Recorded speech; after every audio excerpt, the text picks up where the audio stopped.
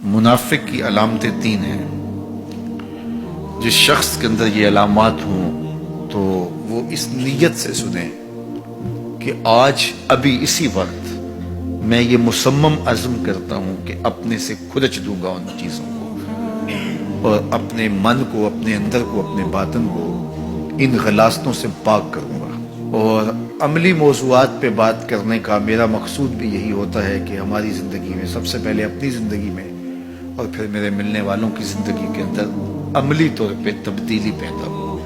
تو اس نیت کے ساتھ جب آپ سنیں گے تو اللہ برکت کرے گا۔ تو سنیے رسول رحمت نے ارشاد فرمایا صلی اللہ علیہ وآلہ وسلم نے کہ منافق کی نشانیاں تین ہیں۔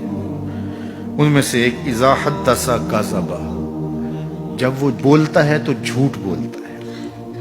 یہ منافق کی علامتوں میں سے ایک علامت ہے کہ اس کی زبان جھوٹ کی عادی ہوتی ہے۔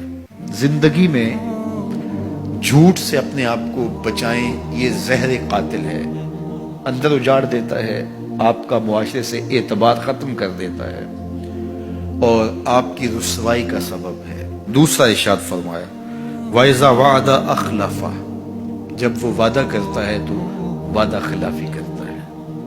یہ منافق کی علامت ہے کہ وہ وعدہ پورا نہیں کرتا۔ میرے حضور کسی سے وعدہ کرتے ہیں کہ تیرے آنے تک یہاں کھڑا ہوں، اور وہ جا کے بھول جاتا ہے۔ میرے حضور 3 دن کھڑے رہتے ہیں، 3 دن کے بعد اچانک وہاں سے گزرا، دیکھا تو حضور کھڑے ہیں۔ بڑی شرمندگی ہوئی، ڈرتا ہوا آگے بڑھا، صرف اتنا کہا یار تو نے مشقت میں ڈال دیا۔ 3 دن تک میرے حضور کھڑے، اور میں کہتا ہوں وہ تو 3 دن بعد واپس آ گیا۔ وہ نہ آتا 3 سال بھی کھڑا رہنا ہوتا، میرے حضور کھڑے رہتے کہ میں نے اس سے وعدہ کیا ہوا ہے۔ اور میں اور آپ دیکھیں کہ ہم کہاں کھڑے ہیں۔ ہم کسی سے وعدہ کریں، ہم خود وعدہ کرتے ہیں تمہیں 6 ماہ کے بعد پیسے دیں گے، وہ بیچارہ 6 ماہ کے بعد بھی جو ہے وہ 1 ماہ اور اوپر گزار لیتا ہے کہ چلو کوئی بات نہیں، اور ہم اس کی موت کی دعا کر رہے تھے یا اللہ فوت ہی ہو جائے تو اچھی بات ہے۔ تو پھر ہم کہیں کہ اللہ کی رحمتیں ہمیں نصیب ہوں، یار وعدہ کیا ہے، اپنا تن بھی بیچ کے دینا پڑے تو دے۔ جو وعدہ کیا ہے جہاں کھڑے ہوئے ہیں وہاں کھڑے رہیں گے، چاہے اس کی کتنی بھی اذیت ہمیں کیوں نہ سہنی پڑے۔ جب وعدہ کیا ہے تو پھر اس کو پورا کرو۔ تیسری بات میرے حضور نے ارشاد فرمائی وَإِذَا اؤْتُمِنَ خَانَ، جب اس کے پاس امانت رکھی جائے تو خیانت کرے۔ اس کے پاس پیسے رکھے جائیں، دولت رکھی جائے، کوئی زمین اس کے نام کوئی کر دے کسی وجہ سے، کوئی اور اس کے پاس امانت رکھ دے تو وہ اس میں خیانت نہ کرے، بلکہ آپ کے پاس کوئی بات امانت رکھی جائے تو اس کو بھی جو ہے وہ لوگوں تک نشر نہ کرے۔ تمہارے کان میں اگر کوئی بات کرے تو وہ امانت ہے، جب وہ بات کر رہا ہو تو دائیں بائیں دیکھ رہا ہو، تو پھر اس کا مطلب یہ ہے کہ وہ یہ چاہ رہا ہے کہ یہ بات کوئی اور نہ سنے، تو پھر صاحب امانت کو چاہیے کہ کوئی اور نہ سنے۔ یہ امانت ہے اور اس امانت کو پورا کیا جائے۔ اور چوتھی علامت یہ ارشاد فرمائی منافق جب کسی سے لڑ پڑتا ہے تو گالیاں دیتا ہے۔ ہمارے دین نے ہمیں گالی دینے سے روکا ہے۔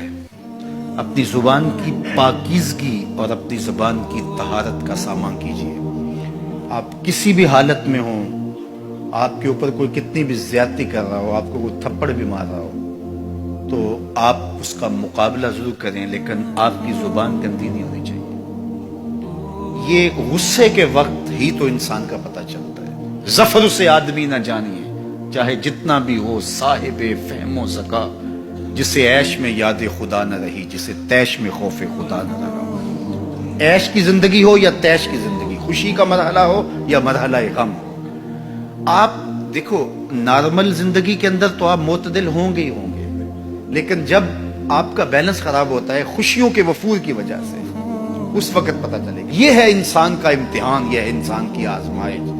منافق کی علامت بتائی گئی وَإِذَا خَاصَمَ فَجَرَ، جب وہ کسی سے لڑائی کرتا ہے تو پھر گالیاں بکنا شروع کر دیتا ہے۔ یہ منافقوں کی علامات میں سے ایک علامت ہے، جب وہ لڑتا ہے تو گالیاں بکتا ہے، جھوٹ بولتا ہے، امانت میں خیانت کرتا ہے، اور عہد کرے تو اس کی پاسبانی نہیں کرتا۔ اللہ ہمیں عہد کی پاسبانی کی توفیق دے۔